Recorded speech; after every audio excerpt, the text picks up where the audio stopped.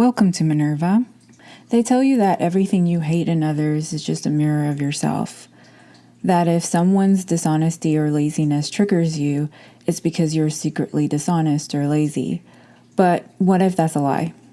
Or what if your anger isn't a mirror but a memory?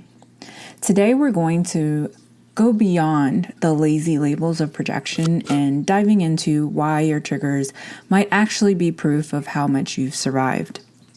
Projection is an unconscious defense mechanism where individuals attribute their own unacceptable thoughts, feelings, or traits to someone else. It is often used to avoid confronting difficult emotions like guilt, shame, or fear.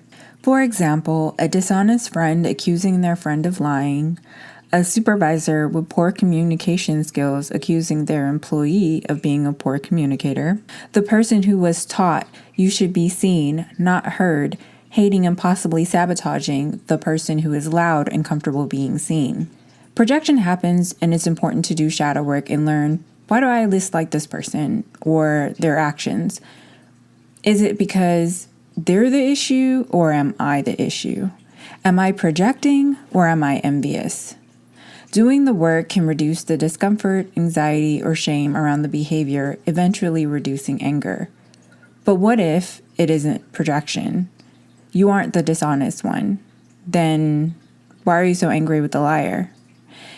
Imagine there was a small village with a bell in its center, and a visitor rings the bell because the sign says to do so if you need help or there is an emergency. The villagers verbally assaulted the visitor for ringing this bell. The visitor is confused because the sign clearly reads to ring if you need help. Later, at the local pub, the visitor learns the bell hadn't been rung in about a decade due to a massive fire that burned down a school building with several children inside. The bell was a reminder of a tragic incident the visitor wouldn't know anything about. In this case, the issue was linked to a traumatic experience that forever links the ringing of the bell to loss. It wasn't projection or envy, but a type of PTSD. And PTSD stands for post-traumatic stress disorder. The villagers weren't projecting a dislike of help. They were reacting to a nervous system that associated that sound with fire and death. When we simplify every reaction down to projection, we ignore the biological reality of trauma. You don't hate the liar because you're a liar. You hate the liar because your body remembers the silence of a father who never showed up. The father that made plans with you to see you, and then when the day came, he just disappeared. He didn't even call you to say that he wasn't going to show up, or called afterwards to apologize for not showing up and rescheduling the meeting. Past experiences can be stored in our psyche long after it has occurred, causing us to react strongly to the same occurrence. We often are told, you hate what you are, and sometimes that's true, but sometimes you're reacting to a memory, not a mirror. And it's important to recognize this, but that takes time. Let's go further into people who come into our lives that may have the same behavior and you're experiencing the same reaction. We've all heard the saying, you're attracting that person because they're a mirror of who you are. Not always. Again, some things aren't mirrors but memories, but what if it goes a little deeper? Some of us are on a path that takes some refining. If we were raised to shrink ourselves, but our path says we need to shine brighter than the sun, then we will have to experience things to teach us to stop shrinking. Additionally, some circumstances are teaching us detachment or showing us how far we've come. If there was a time you always said yes and regretted it, and you have worked on saying no and refusing to be a doormat, it may aggravate you that people who know your boundaries come around and test them, especially if they keep asking for the huge loan. You know they'll never pay back. After dealing with people who seem to use you often, you may wonder, why do I keep attracting these people? I've already learned to say no. Can I get something new? Is the program broken or the universe glitching? While it feels like it is, now you can reflect on how far you have come. You can reflect on the growth you achieved. And now these are just reminders to heal and to forgive yourself for not standing up for yourself previously. Now it's time to be proud of how far you've come and heal to the point where a person trying to use you no longer bothers you anymore. It's just an additional step in the journey. You can also help someone else who may be a past version of you. Overall, everything is in projection. And while it is easy to label every issue the same, life is complex and nuanced. Reducing all dislikes to self-hatred is lazy, dismissive, and lacks insight. It also negates other issues that may need processing. Shadow work is digging deep into issues you have, not slapping a one-size-fits-all answer. It's about figuring out what your triggers are and why. Are you envious? That is wanting something someone else has. For example, they have a house you want and you believe it should be yours, not theirs. Are you jealous? That's thinking you can lose something that is yours, such as a boyfriend, a girlfriend, or a job position. Are you projecting? That is you hating something in someone else that you hate or learn to hate about yourself.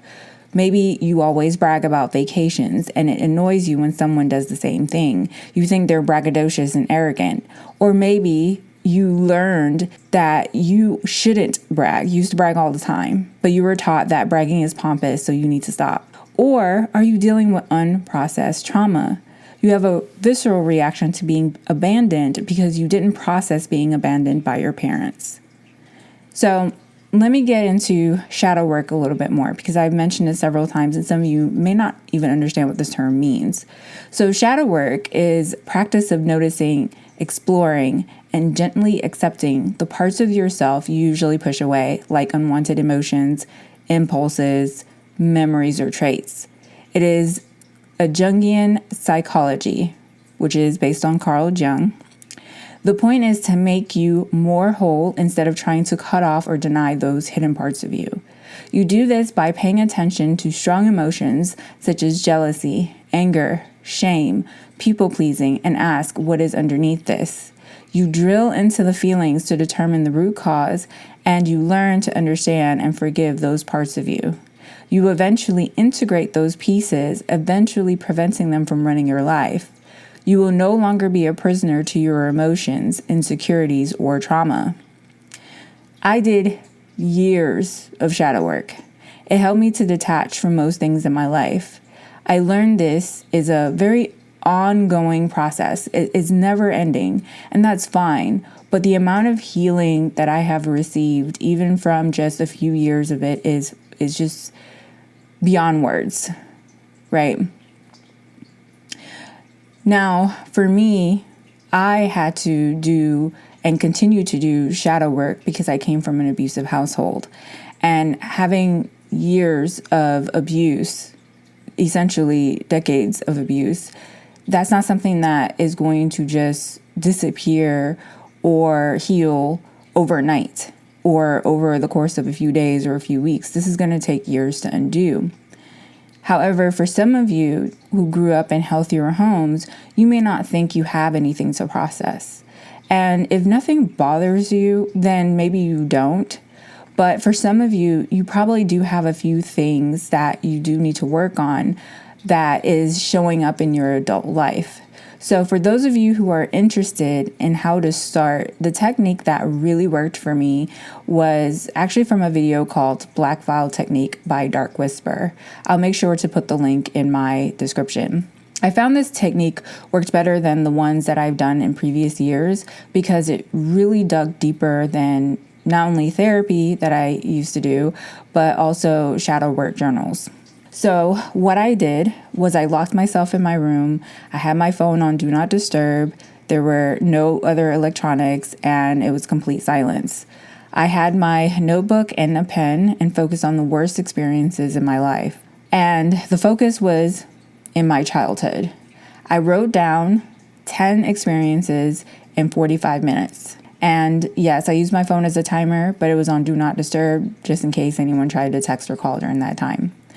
The 10 experiences were things I either didn't speak about, or if I mentioned it, it was only 1 or 2 times max. The point was to jot them down without any analysis.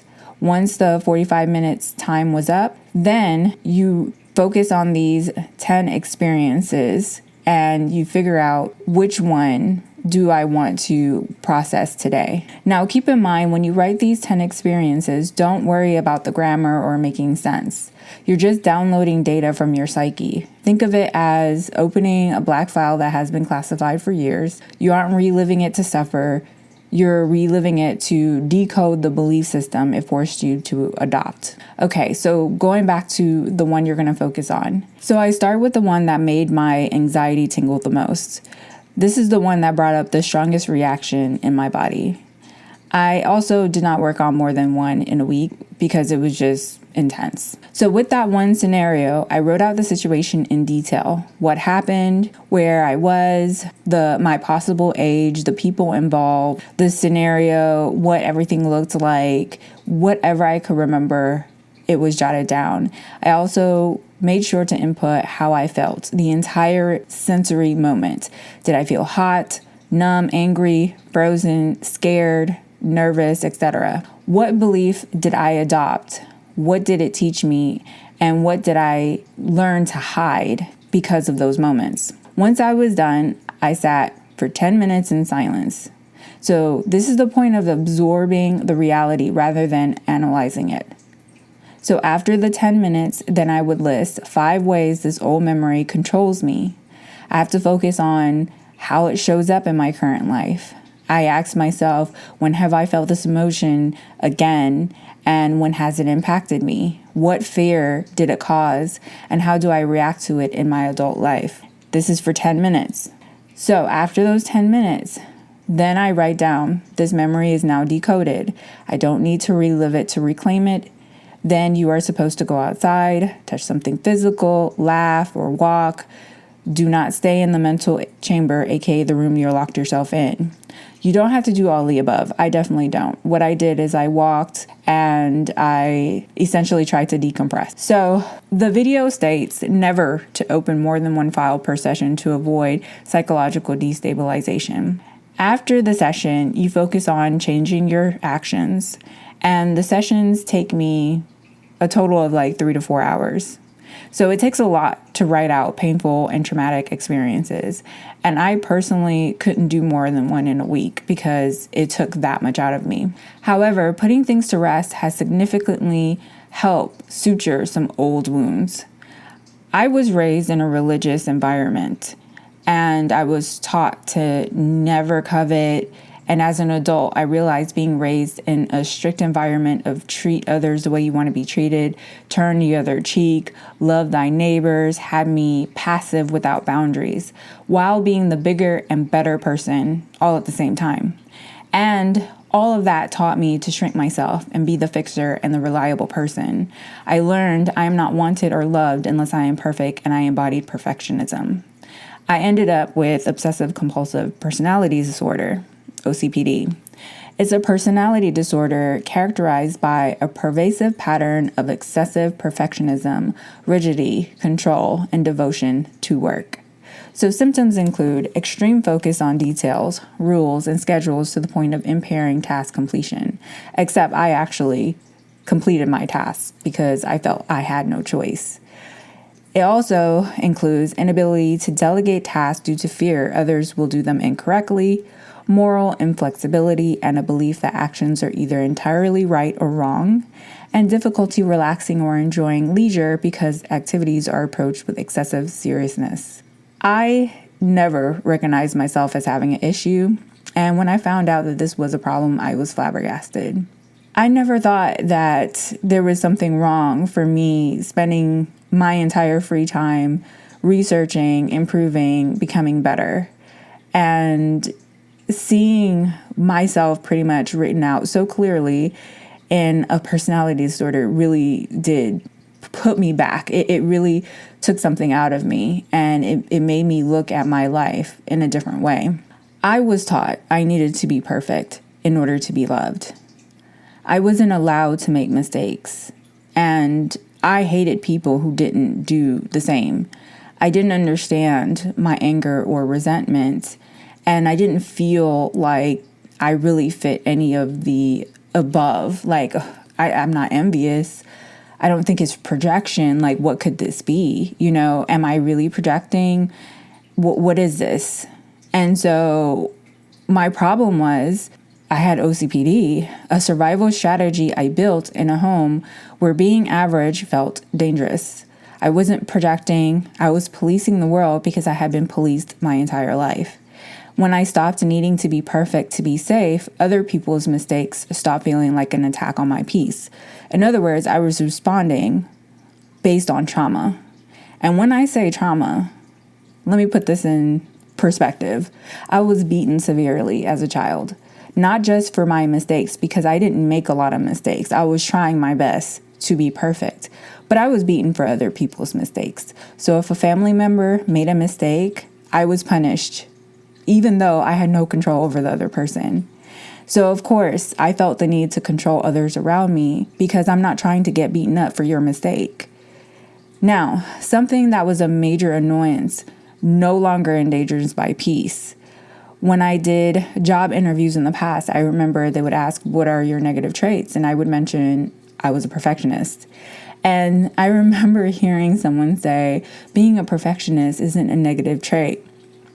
And I remember feeling just this really strong annoyance to the point where I just completely blocked that person because they don't understand how it can be negative. It sounds, I guess, nice on the surface, but as a person who suffered with this personality disorder, where I felt the need to be perfect and perfectionism was my life, that was destroying me, I can tell you that it can be negative and it can take a toll on you. And the reason why a person who hasn't dealt with this may feel this way is because they aren't aware of the anxiety that goes into feeling imperfect, the emotional turmoil that occurs when we make a mistake, and this could be a slight mistake. They don't get when we are crying for hours, feeling like complete failures for something very minor. It doesn't help when we have bosses who lack empathy and compassion. I've had bosses that had empathy for my coworkers, but none for me. They could mess up, but since I was always doing everything above and beyond, if I slipped, I was castigated and told I was below average, even though my average was above everyone else's, exceeding expectations. It put me in a place where I had to be the best and there was no breathing room. I was not allowed to admit weakness or cry or feel tired, and constantly having this need to be the strongest and the best. When in reality, I was tired and weak all the time, and I cried every night, every morning before work. I sometimes cried on lunch breaks, or I would take the 15-minute break we're supposed to have to cry. And generally, I would work through the 15-minute breaks and my lunch break. But when I was cracking, I needed to take those breaks. Shadow work helped put that need for perfection down. It helped reduce the anxiety of being the best, being perfect, and having everything together all the time. I also learned some people are just assholes. Me expecting someone to give me the same respect, love, or compassion that they give others is a want that I cannot expect. I have to give myself the love, respect, or compassion I need and walk away or distance myself from those who are incapable of treating me like a person worthy of decent courtesy. I also learned the more healed I am, the more I can recognize others who aren't. Being healed doesn't heal others. They have to do the work. And being healed also triggers people's wounds. Sometimes the person reacting the strongest to you are the ones who refuse to look at themselves. That brings me to my last point. Sometimes the person is reacting so viscerally to you because you triggered a wound they refuse to acknowledge. You can be in peace, love, and light, and your light will shine on their shadow, a shadow they aren't ready to acknowledge or integrate yet. That's for you to know and them to figure out one day. It is your place to focus on you. Shadow work isn't about looking in a mirror and finding a monster either. It's about looking at your triggers and finding the child who is still trying to protect you. Everything isn't projection. Sometimes it's just time to heal. Go touch something real, take a breath, and remember you are allowed to be human and you are allowed to be unfinished.